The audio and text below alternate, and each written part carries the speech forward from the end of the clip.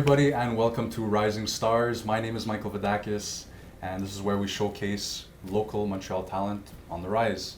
Today I'm joined by a man of many talents, my friend Mr. Rocko Paolo. Rocko, thank you so much for being here. Thank you for having me. It's a real pleasure. Rocko is an accomplished musician, the owner of T-Joint Records, an actor, and he directed me in The Dinner Party, which has been shown across multiple festivals in multiple countries. So thank you for being here.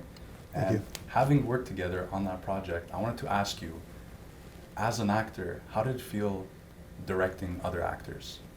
I like directing other actors, mainly because I am an actor myself. So I find directors that are actors tend to be better directors. Not saying that I'm a great director. I'm just saying that I think that when you know the craft, it helps a lot. Because you're able to get that out of the actors. Because when I write the roles, for example, Dinner Party, I wrote the roles, so I knew the characters, and what I try to do is make sure that the characters have a full background, so that they're well-rounded, and gives the actors some juice, and therefore I try to get the best performance out of the actor by making sure that they know everything about the character. And then we work on it together. So what helps too is, when you're doing a reading, I can say, you have to put the emphasis on this word, or you have to do this, and I'm not just reading it cardboard, because I'm an actor as well. So it helps the other person when they're doing a reading to make sure that, they're getting the full emotion from the person who's reading, and not just saying, okay, I really love you, like getting into that. So I do enjoy that. 100%. And I could say from personal experience, you're an amazing director, having directed me. I just want to say that. Thank you. And for me, it was the amount of trust and creative freedom. I can't speak for the rest of the cast, but for me as an actor, that you gave us, is that something maybe in past experiences on set you weren't given by a director, and you said, maybe when I direct my own, I'm going to make sure I do that to make sure actors are comfortable? Yes, and I think it probably comes back to my music background. Is I've worked with musicians where it's like you have to play these exact notes, and it's the same thing with acting. They expect you to just read those exact lines, and sometimes the lines are not, don't flow correctly, or the person has difficulty, pronouncing certain words, so it becomes an issue. And I think that it's best to allow the person to have a bit of their own take on it. You get to know the character. You've learned your lines. You know a bit about personality. You become that person. So you should be able to then ad-lib a little bit, and make it your own. So as long as the general idea is there, like this is the scene, this is what happens in the scene, these are your lines. But if you want to build on it, or if you want to take away, whatever it takes to get it so that it feels natural. Because what happens a lot of times is I find, and when I'm watching a movie, which is, I think, my wife hates when she watches a movie with me, because I'm looking at small little things like that, that they're not, the conversation's not overlapping. There's just a pause between everything they're saying. I'm like, that doesn't happen in real life. Like, you talk over each other, so. And has that happened in something you watched recently where you dissected it and you're like, oh, if I would have directed that, I would have done this. Does a certain instance come to mind? It happens a lot more than not. So I'm watching something, and some of it I'll watch something and I say, I think it's brilliant, and I just look at it, or I'll look at it and I'll say, wow, this is a movie that I could make, because the thing is, I make zero to no budget films, right? So when I see a film with a budget and it's done in a certain way, that for me, I said, you know what, the way it's filmed, there's very few locations, it's mostly dialogue. Yes, there's, probably they're in a plane and stuff like that I couldn't afford to do, but you can change that location. So when I'm watching a film, yes, I'm constantly dissecting it.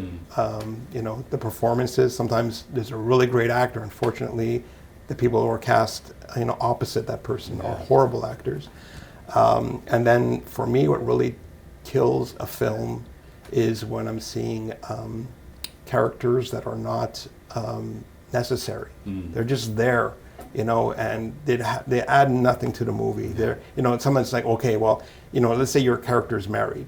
So they have to show your wife, but your wife has a very useless role in it. Then what's the purpose? Like if she has something that's significant in the role, we just know you're married. Do we really need to see her? Exactly. Or vice versa, or your child, do we really need to see, you can have an extra in the background, but sometimes they just do these small little things where, so when I'm watching a film, I try to make sure that every character in it, obviously if you're going into a bus and a bus driver's asking for a ticket, that's fine, but there's sometimes it's just like, what, you finish watching a movie, you're like, why was that person even there? Like, it made no sense. Like they try to make like little twists, but they don't work. So I think sometimes they try too hard.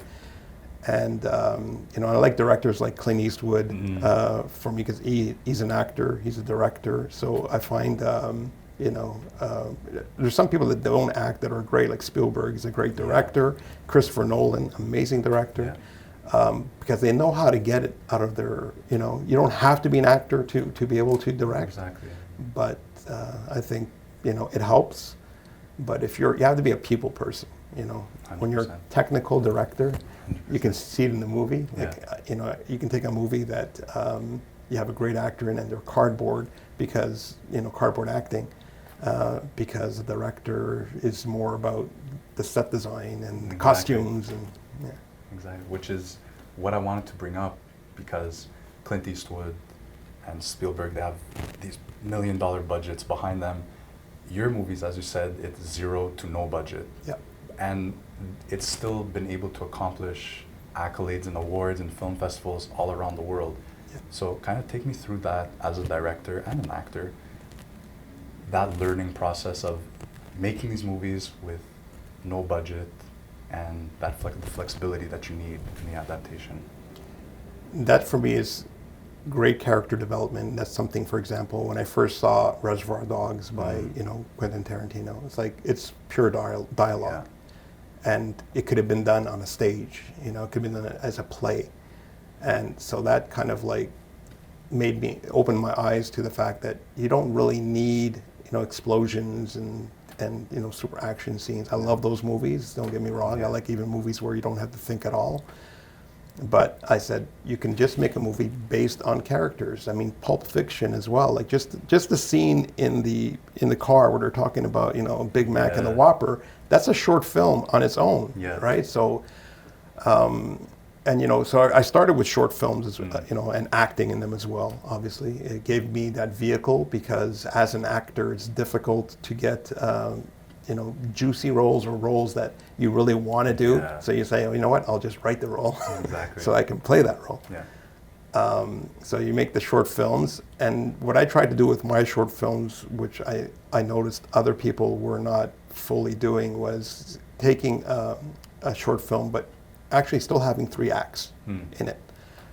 Because I would watch some short films and it's just a scene. So there's I don't know about the characters. You're just kind of like brought in right smack in the middle of the movie.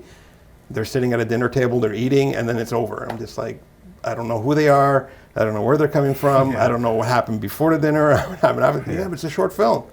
I'm like, it's a scene. Exactly. It's not the same thing. So I would still try to have a beginning, middle, and end with my short film. Just what I would do is, because sometimes I'd watch a movie, it's a 2-hour movie, and I'm like, it could have been half an hour. There was a lot of junk in there, right? There's a lot of filler and stuff. So let's just get down to the basics. Sort of like when you would go to school and you would get, back in my day at least, you would have a book that you would buy at the store that would have like the condensed version of the big book you were supposed to read. So it's like, that's pretty much what you do with the short film. 100%.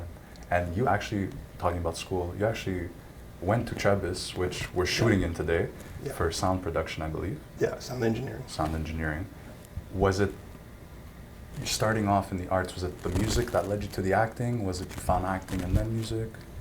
Music led to acting. In high school, for example, I entered both the talent show and with the band and lip syncing contest.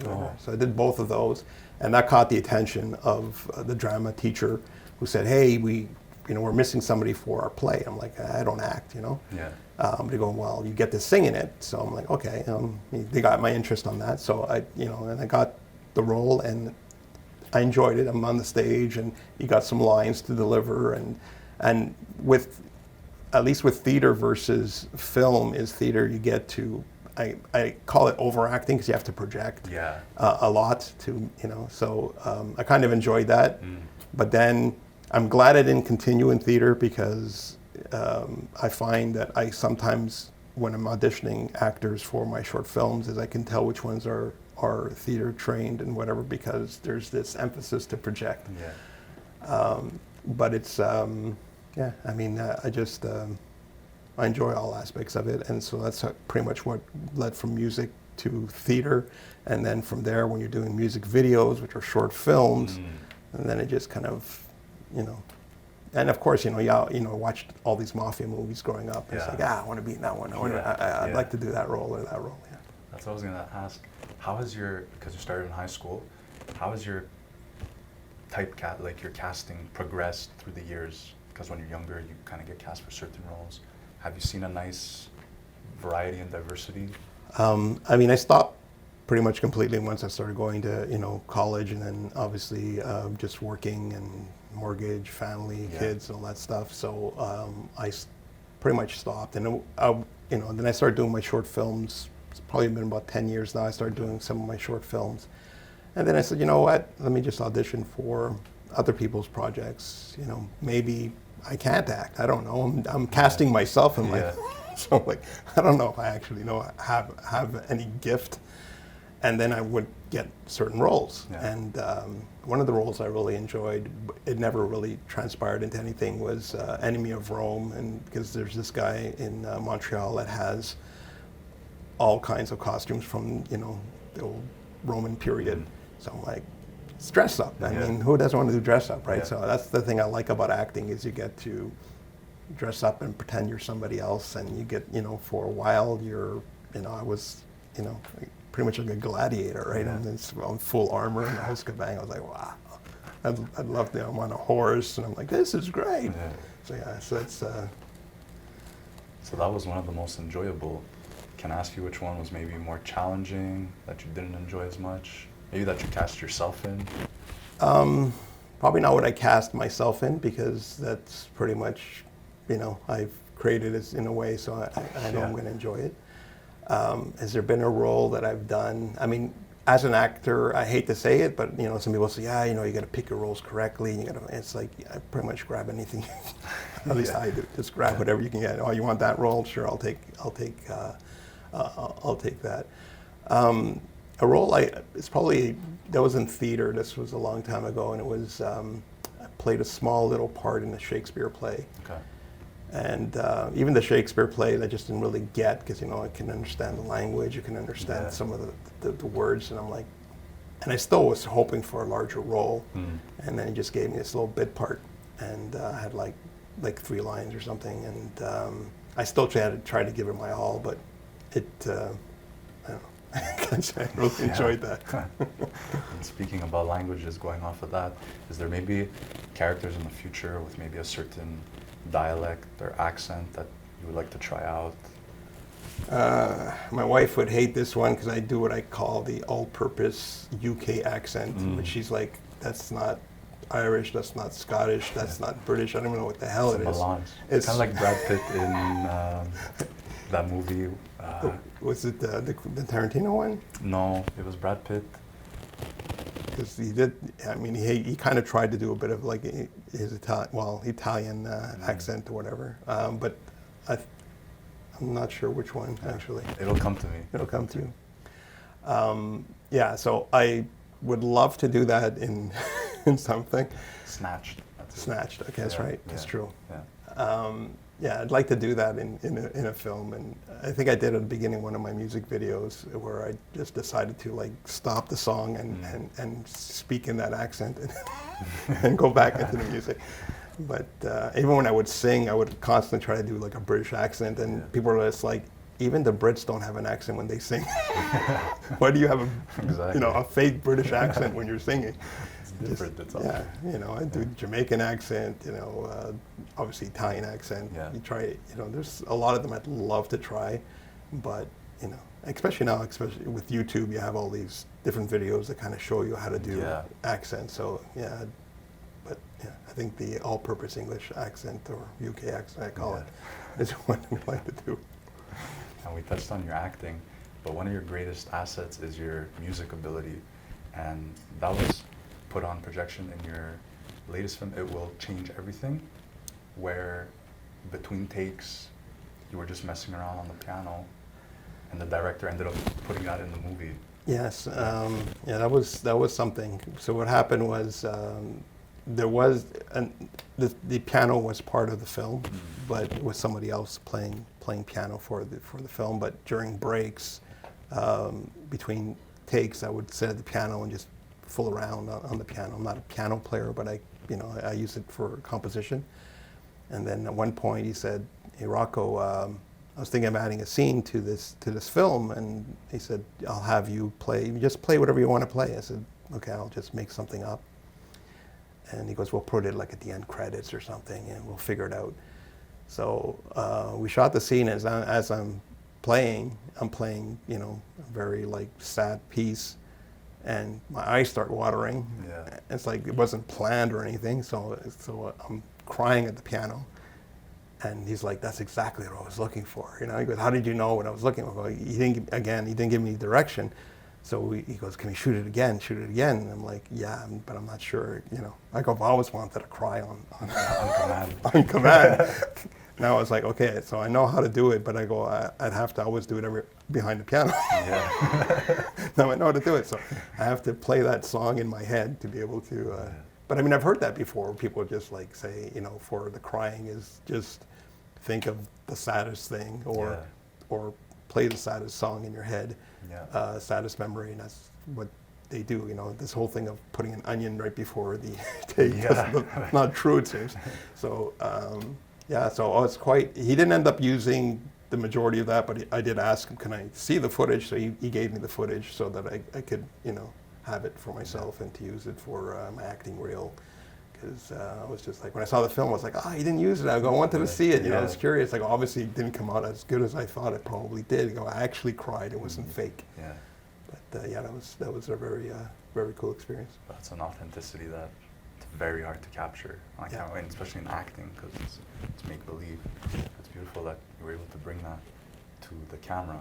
And are there other things that maybe in your career you would like to bring to the camera more in roles? Maybe something you wanna, because for me it's really showing more vulnerability on camera, because I do tend to play harder characters. Is there maybe a character that you would like to explore heading forward? For sure, I think, you know, as an actor, the best roles are always the ones that are an emotional roller coaster. And I find the best acting scenes I've seen are not necessarily scenes where the person's crying or screaming, or it's the subtle little things, you know, that they do. It's just the expressions on their faces, the hand trembling. And so, yeah, I would definitely like to explore a role where, you know, what I like to call the fetal position role, where, you know, you're just in a corner all by yourself, crunched up and, you know, very vulnerable, like you said. So, yeah, that's definitely something I would, you know, I haven't written that role for myself. I'd rather have somebody else and me doing it. Because if I write it myself, I'm not sure I'd be able to write it correctly. I'd probably end up like overemphasizing certain things, and while if I'm doing somebody else's piece and he gives me the creativity to, I'd like to try it. Can I do it? I have no clue. But that's the kind of stuff that, when you're watching something in a movie, you're just like, you're shaking, right? Just watching it, you're just like, oh my God, what a performance. You're entranced. And it's like, I'd like to try that, but if it doesn't work, destroy the tape as quickly as possible. I don't want anybody watching Put it in the safety deposit box and into the St. Lawrence. Yeah, unless it's a comedy, then it's like, okay. You know, sort of like that movie, The Room, right? Where the guy tried to make, real, dramatic The film, dramatic and one. didn't. But it's like- famous. it's famous, but it's not for the Yeah. right reasons. But great for him. I think it's it's a great film to to enjoy. Like I said, put your brain aside. You watch The Room, and you're just like, you did it, buddy. Not what you wanted, but you did it. Yeah.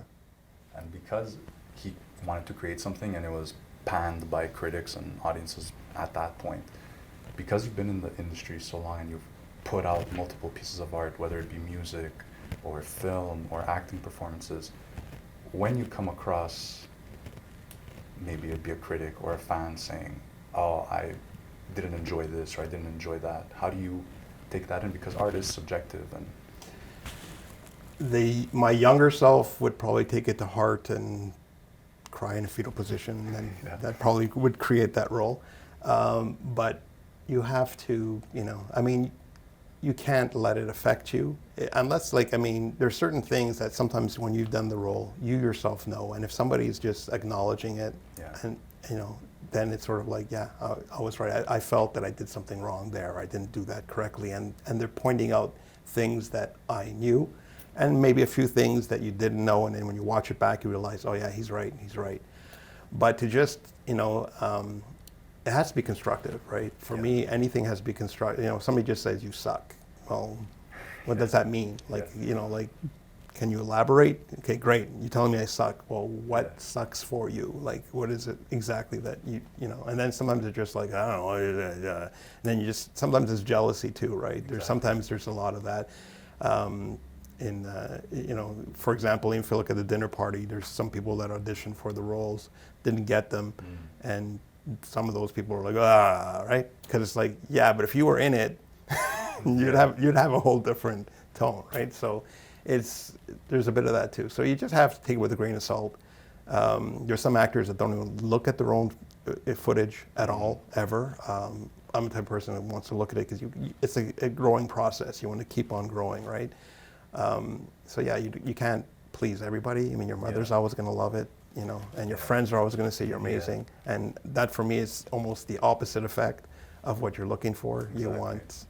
You want people in the industry as well to kind of help out, but you also want people that know nothing about film to comment. You kind of have to take a bit of everything and just take pieces here. They're not all positive, and you just kind of, it's like you said, you learn from it, right? You're not an expert in math in grade 3. Exactly. You can make mistakes, and and eventually, you get to the point where you're a math teacher or you're a scientist. So. Exactly. It's an ever-growing process, and I wanted to touch more on that process because as an actor and a director, everyone has their own way of going about things and taking their visions and bringing them into reality. For me, it's really walking and being observant of people around me and kind of taking from each person I see. For you, what would that process look like? Is it maybe taking a walk or going somewhere specific to kind of tap into that creative energy? Yeah, I think it's a form of meditation, taking a walk, hopping on my bicycle, on the treadmill, things of that nature where I'm kind of like, you're distracting yourself. Instead of like, if I'm sitting down like right now and trying to get into a role, it's not going to help. But if I'm moving, so you're doing two things at the same time, men don't multitask, but it's pretty much one of the only times you do. Or you're walking and you're also working in your head and trying to figure it out. And like you said, you look at things around you. Sometimes it's a role, like I'll watch a certain performance because it's similar to what I'm looking to achieve. So you kind of study it, and then, and like you said, you might even have family members or people that that, might fit that, that vein. So you're just kind of like studying everything around you. So yeah, it's a mix of things. I don't have any formal training when it comes to acting. So you just kind of I wouldn't say wing it, but your studying process is probably less refined and less technical. It's more about just learning on the fly. Yeah. And what advice would you have for fellow directors in Montreal who are just starting, or actors who are just starting? What advice would you have for them? Because I've seen you work and it's impressive because you've done the the entire soundtrack to a movie. You filmed a feature film in under 48 hours with one cast member dropping out the day of. What kind of advice would you give to motivate them? It's for me. It's sort of like you just want to do it, so you have to do it. You have to have the passion for it. You have to have the drive. If you're constantly putting yourself down or coming up with excuses, procrastinating, you need to figure out a way to stop doing that. And that's the difficult part of something you can't really learn. You can't really hold somebody's hand and continuously tell them, you're great, you can do this. A lot of that has to come from yourself. So you have to kind of like one day just smack yourself in the face, take a bowl of ice with water, put your face in it, wake up, and just say, you know what, I got to get this done. And you're going to run into obstacles. You're going to run into, issues. You're going to run into time delays. You're going to run into all kinds of stuff that's going to, and you have to look past that. You have to, say, okay, for example, you mentioned a dinner party. One cast member dropped out. What do? Do you say, okay, sorry guys, we're not going to film today. We're going to film another, No, it's sort of, if you're a big budget production, yes, you can do all that, right? But if you're starting out, even as an actor, you don't have a film role yet. So I have people, auditioning, but they don't audition because they're like, I don't have anything to show you. Like, give me a link, give me something. Just film yourself. You got a phone. Film yourself doing something. Watch a film and mimic that scene. You just gotta play around with it, and eventually, things will start to happen. But if you just sit there and say, I want to be an actor, or I want to be a director, and it's like, what have you done? And it's like, I haven't done anything, but I know I can do it.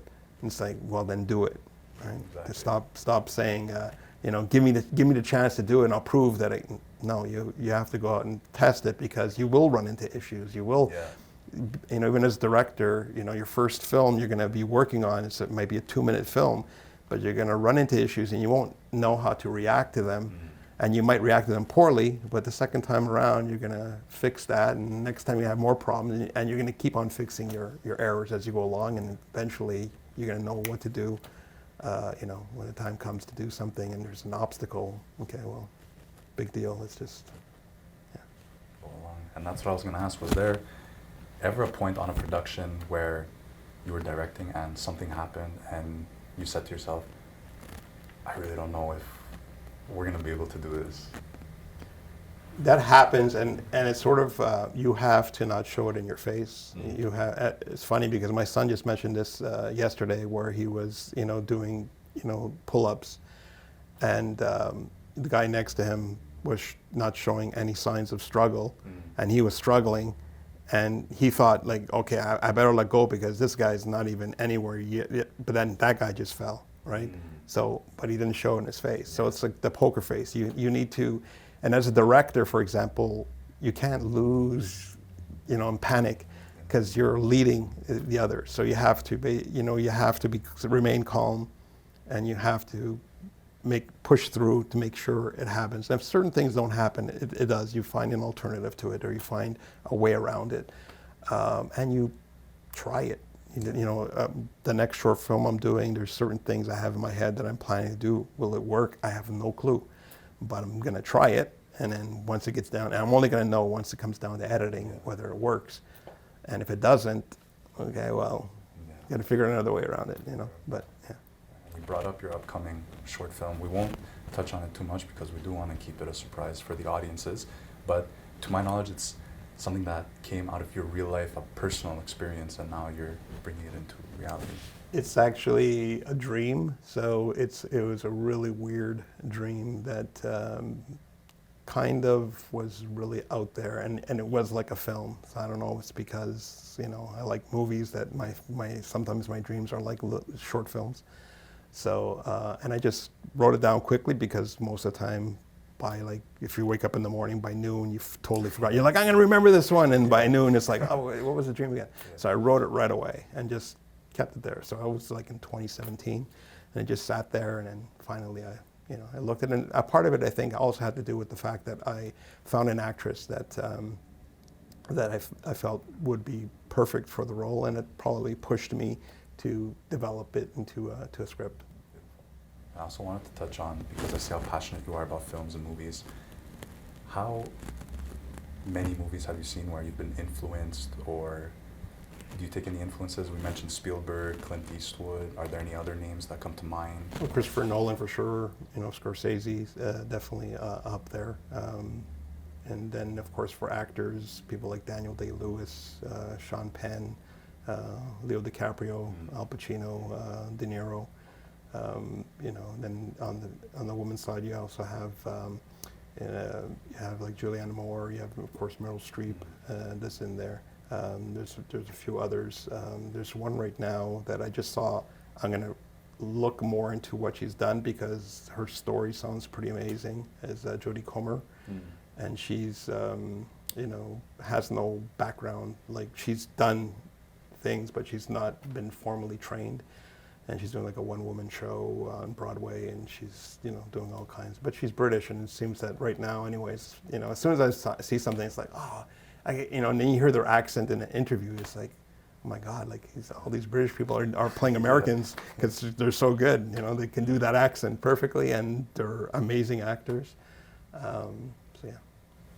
Is there one movie you would have loved to have been on the set on for? Braveheart. Braveheart? Braveheart. I would have loved to have been on the set of Braveheart. That movie, I remember just when it came into cinema, I watched it like numerous times. And I just loved everything about it, and you had to suspend, some, because of the fact that he was older than, than the character should have been. Yeah. So you have to suspend disbelief on that. But everything about it, and again, it was a film where they had to try and make it epic, and even though they didn't have the amount of actors necessary, they played around with stuff. And I think there's even one scene when you're looking on YouTube, you can actually see car parked in the, in the background and stuff, which I never noticed, even though I watched it like 9 times. I didn't pay attention to that. But yeah, that's one film I definitely would have loved to have been on the set of. And is that a movie, because I've seen a lot of movies multiple times, like I think I've seen Goodfellas, I'm not joking, maybe 50 times. Yeah. I've seen Talladega Nights maybe 50 times as well. What would you say your most watched movies are? Goodfellas is definitely high up there. And to tell you the truth, Superbad, I've watched that. Superbad's awesome. I've watched that so many times, and every time it shows up on TV, in the middle of the film, I can't switch to another station. For me, Jonah Hill, I'd never seen him before that, and he was incredible in that. But it was just great writing. It was great acting. Everything felt natural. Obviously they gave Jonah Hill some freedom, as far I'm guessing, to ad-lib and really become the character. It's the range, like you said, Talladega Nights. I've seen that several times. I wouldn't say probably as much as you have. Yeah, I've worn it out, but yeah. But for me, some of the movies I really enjoyed were like the Naked Gun movies. There was Top Secret, which was with Val Kilmer. Really stupid. When it's really like stupid comedy, I really like it. And then, of course, serious movies like you mentioned, like Goodfellas. I've seen several times. Godfather as well, which is a masterpiece. Yeah. Would you be interested one day in kind of directing a stupid comedy, kind of like Naked Gun? Oh, absolutely. Airplane. Absolutely. Yeah. I've got some ideas for that. For sure. I think I like play with words a lot, so I constantly, and I've done stand-up in the past, so I like comedy a lot, and I do like the real, the Benny Hill type stupid, comedy. I'm not sure how well it would work. Like, they're planning to redo Naked Gun now, and I'm not sure how well it's going to work with, there's so much censorship happening especially with comedy, that I'm curious to see how they're going to get it, how censored they're going to be in their, because if you watch like a Naked Gun movie now, you're just like, oh my God, it's like this wouldn't work today, right? Yeah. And is there, heading forward, goals and plans that you have for your productions, whether it be on a network you want to get on, or maybe on Netflix or another streaming platform? Yes, I've written a few pilots that, with somebody that I know that I've written the pilots. He's looking at shopping them for potentially doing some shows. Yeah, that's for me is a big challenge because it's much more difficult to try and spread a story. I'm used to compressing it and trying to spread it over, like 10 episodes, and then you have to think about, well, it could be 5 seasons. So yeah, that's kind of interesting to see how you're going to keep on developing the characters and twists and changes in the storylines to keep it interesting. Yeah. And what's been something as of recently that's really touched you as an artist, whether it be a soundtrack you heard or maybe a movie that really, because we spoke about Braveheart in the past, what's like one of the most recent ones? Recent ones. I mean, it's not that recent as Inception for sure. Anything Christopher Nolan touches, Tenet as well. I think he's incredible director. The ability to take a very complex story and make it entertaining and dumbify it, I guess, to a certain degree. So anything Christopher Nolan's working on, I'm right there waiting to see it, and the soundtracks are always incredible on it as well. So his music really matches the scenes perfectly. Awesome. Well, Rocko, we're rounding out the interview now. Thank you so much for being here. Well, thank you for having me. We look forward to your upcoming short coming out. I believe it's called Aberration. Yeah. And yeah, thank you so much for being here. It was a real pleasure. And thank you. thank you so much. Thanks.